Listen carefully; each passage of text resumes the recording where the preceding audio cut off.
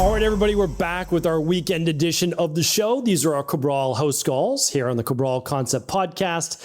I love being able to do these shows. I honestly do. I started with these shows in the very beginning of the podcast, way back in 2016.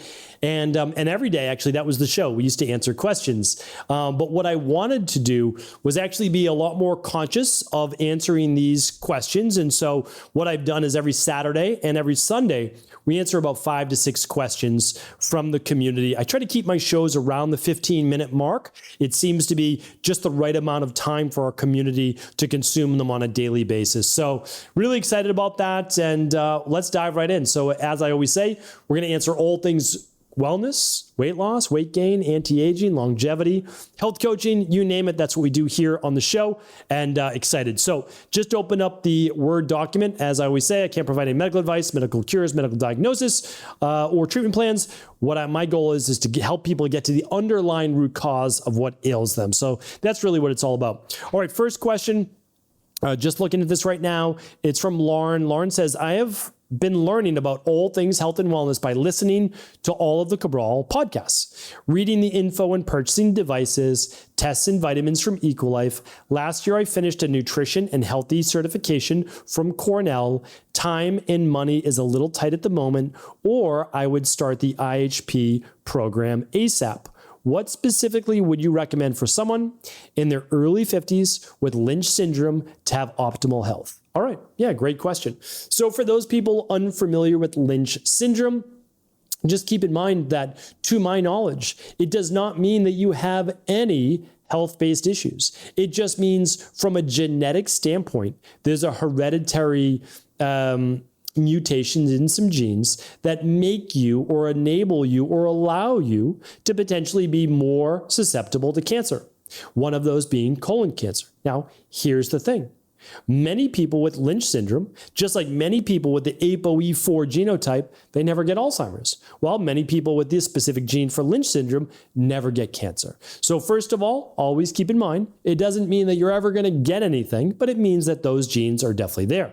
So again, I know with my genes, I have terrible genes. I know that I just have to work a little bit harder. That's all. And I'm okay with that. Honestly, if the trait is that I have to do healthy things in order to stay healthy, I'm okay with that. That's how I look at it. All kidding aside, it's the truth. I have to work a little bit harder, but I get to enjoy a great life. I get to enjoy a great life of health and happiness and energy and what more can you ask for? That's really what it's all about. So you're going to follow the same programs. I mean, we recommend the Big 5 labs once a year to look at all your underlying health issues at a functional medicine level. So the Big 5 by Equilife. Those are at stephencabral.com/shop. You can just search Big 5. You want to run your blood work every single year, and you can run that on your own, or you can run it with your PCP. Just make sure they're a little bit more advanced because you're going to have to ask for certain things. And you also, in my opinion, will want to run a non-contrast MRI, and that will help look for potential cancer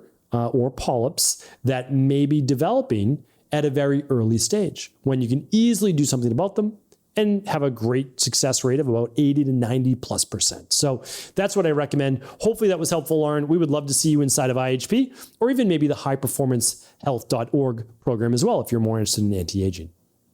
All right.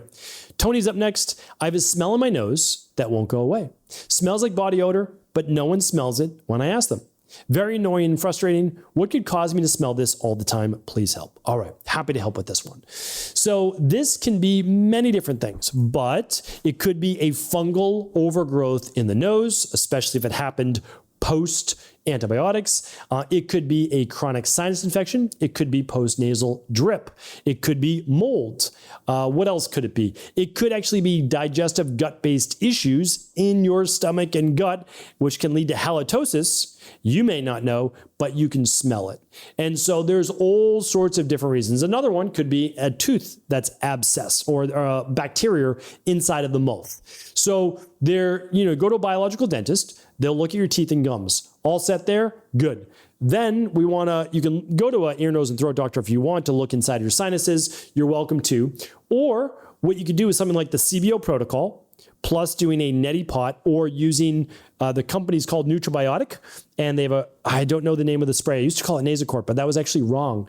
It is a Nutribiotic spray and it might just be Nutrabiotic GSE nasal spray. You do 2 to 3 sprays in each nostril, kind of inhale it each side twice a day, maybe even for the first week, 3 times a day, and do that for about 3 weeks or so, along with, again, if there's a digestive issue, you find out what that is. If you want to see if there's a digestive issue, simplest test to run is just simply the Candida Metabolic and Vitamins test, and you can find that at stevencabral.com/shop.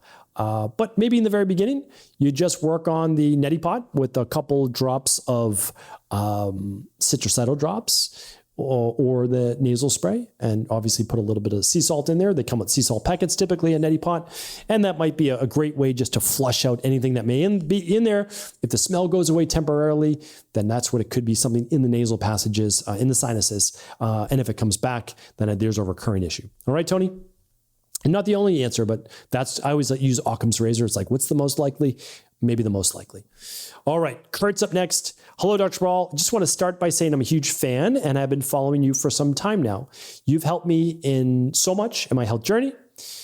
I appreciate that, Kurt. Thank you. And I'm happy to be of help. And that's the amazing thing is that, we get to hopefully speak to a lot of people around the world, and I don't get to chat with them. I would love to, but I love when you write in saying that, maybe just a little piece of this information was able to help you or a loved one. That's really what it's all about. That's what my job's all about. And of course, we'd love to see you. If you have the ability, which hopefully many people are able to come this October to the Reimagined Health Summit. We get to meet in person. We get to hang out. My team, there's over 20 amazing health company exhibitors. We have 16 different talks, all on how to take control of your own health by expert speakers, all experts in their field. It's absolutely amazing. And you can just go to rhsevent.com. rhsevent.com. It's called the Reimagined Health Summit. We'd love to see you there. All right. So Kurt's question is, I've had this concern for about 2 years with no answers. I've seen multiple PCPs, gastroenterologists, as well as a cardiologist and an endoscopy done as well with no answers. It's been very frustrating and a hard time in my life. I've been very disappointed with conventional medicine. My main issue has been daily heart palpitations. All doctors have said that everything is normal and just want me to take beta blockers. I've tried these, but they seem to make the palpitations worse. I've run multiple food sensitivity tests, inflammation, minerals, metals test, worked in the gut. It has helped, but still there. Okay, so this is very helpful. This is great for me to know. First, I want to know, and it's because it's not like conventional medicine is not great. It is.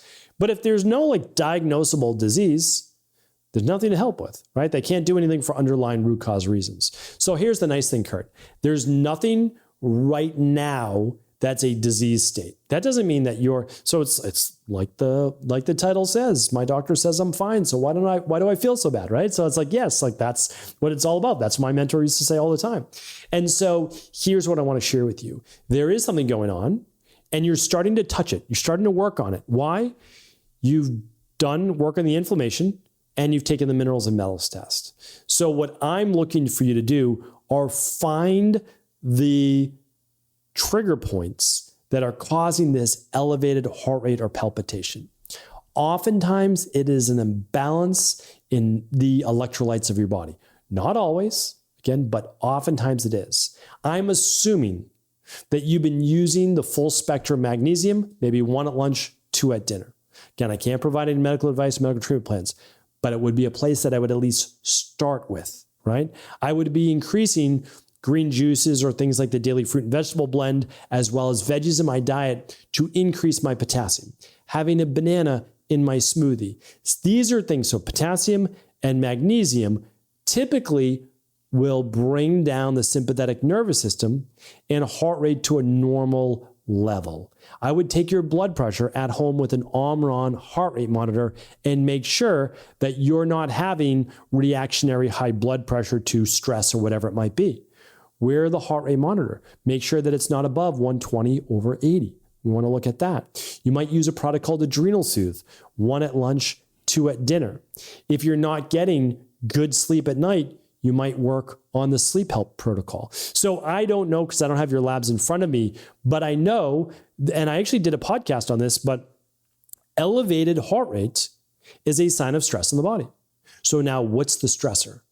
Heavy metals, gut issues, lack of B vitamins, lack of magnesium, lack of potassium. What is it? We're trying to find out what that is, right? So that's our goal right now. All right, Kurt, keep on keeping on. Doing great. And by the way, everybody's going to find out the underlying root cause. They just have to keep working the process. And they will. They'll get there, no doubt in my mind. All right, Eric is up next. Hi, Dr. Cabral. I've noticed that when I eat certain foods, particularly non-organic dairy, such as sour cream or ice cream, my body will be sore or tense or tight the next day. It almost seems like my back will cramp up a bit and I'll be stiff. I've tested myself for an IgG standpoint and I'm not super sensitive to dairy. I'm in the green. And they were both gluten-free. I'm sensitive to gluten similarly. Do you think there are certain types of chemicals, hormones, and conventional dairy that I'm sensitive to? Also, how do you think that this is something I could ever fix? Is the result of an underlying issue? Thank you. Okay. Well, there's so much to this. So I want to just share this with you. This is really important. When you take, I literally have it on my desk right now. This is the food sensitivity test, only because I was literally just showing this to a client and their child, their daughter that's 8 years old, and just how easy the test is because they wanted me to talk to them. I'm happy to talk. And so here's the thing. It's an IgG food sensitivity test. And if you have an IgE reaction, which Erica, you seem to be, because the stiffness comes within 24 hours. The tensity, the inflammation, right? That is a food sensitivity or a sensitivity to the actual dairy fat, which some people have a reaction to. All right, a food sensitivity test, the one that we run, is a 24 to 72 hour latent response. It's IgG, immunoglobulin G. But you have different immunoglobulins in your body. IgE. Why don't we run IgE? Because just like you're able to figure it out. We don't want to waste people's money. People are able to figure out IgE because they get inflammation that shows up as the stiffness, the poor recovery, the hives, the headaches, the fatigue, right? So we don't need to run those. We run the latent response. But some people have a reaction to dairy fat as well. Now, could that be partially because of the hormones and other things? Yes, it could be. There's no doubt about that. But this might be interesting. I'm not telling you to do this because you're having a reaction. But if you did, because there are, and I'm putting this in air quotes for people, low-fat ice cream out there, low-fat sour cream, no fat, do you have a reaction? Yes or no? If you don't, again, the way that we're able to help people in my practice is we work on variables. If there's no reaction, it could be the inflammatory component of dairy fat. Does it affect everybody? No. Does it affect some people? Absolutely. Again, I've been in practice a long time, so I've seen a lot of rarer things. This, to most people, would seem rare. We work with hard cases in our practice, and it would not be unusual, okay? So what you could also do is run the Candida metabolic and vitamins test, or if you want the bacteria and parasite stool test. If there's a gut imbalance, we can work on that, rebalance the gut microbiome, and then you might be able to deal with those just fine in the future. Maybe you can, maybe you can't in the future, but if you have a gut issue, definitely work on that. All right. So those are at stephencabral.com/shop, those lab tests. And again, all lab tests comes with a lab results call and a personalized plan with my team. Laura is up next. Hi, Dr. Cabral. I was looking for your podcast about xanthan gum, remembering you said it's not okay to use, but then I stumbled upon your low FODMAP infographic, which has xanthan gum on it. How so? Why would you put something on it that you say is not okay to use? Thank you. Looking forward to your answer. As always, happy healing everybody. All right, Laura, always happy to help. So one, I've been doing this a long, long time. So I've been putting out things on the internet since 2004. So all of our newer sheets will have a little V at the bottom right, and it will say like V2, V3, V11, V15, and that's version 15. So it is possible that you've seen a really old one. But here's the other thing. People create different versions of my sheets all the time. And so it's very likely that this isn't even my sheet. The other one, though, is that a FODMAP infographic does not mean that I think or you should eat it. Keep in mind, I can state the data and not say you should eat it. So keep in mind, though, the program that we use to fix people's gut is the CBO protocol. And that comes with its own food list. And xanthan gum is not on that. I can assure you of that. So couple things. One, there's stuff for me since 2003, 2004 out there. It's 2024. It's 20 years later. I was in my I don't even know back then, mid-20s or so. I'm in my mid to later 40s now. Different, right? Different knowledge, different accumulation, and we can always continue to improve. And so let's just leave it at that. So again, I can share with you that I don't believe that people should be eating xanthan gum. Is it more harmful than for others than some? Yes. Whenever you have gut issues, inflammation, it can be more inflammatory. For many people, they have a small amount every once in a while, and it's no big deal. It's like most foods. Am I going to say go out of your way to add xanthan gum to your baked goods? No, I'm not. So I don't recommend it. It's not in any of the Equilife-based products. And so, Laura, hopefully that was helpful. Put your mind maybe a little bit more at ease. But thank you so much, everybody. I appreciate your time. We'll be back tomorrow with a brand new Cabral HouseCall. Take care. Thanks so much for tuning into today's show. Before you go, don't forget to hit that subscribe button. I want to make sure that you're getting our daily content, not missing out on anything functional medicine, wellness, weight gain, weight loss, anti-aging, living longer, stronger, and all of the most cutting-edge research. And if there's any topics you want to hear, feel free to leave them in the comments below. Take care.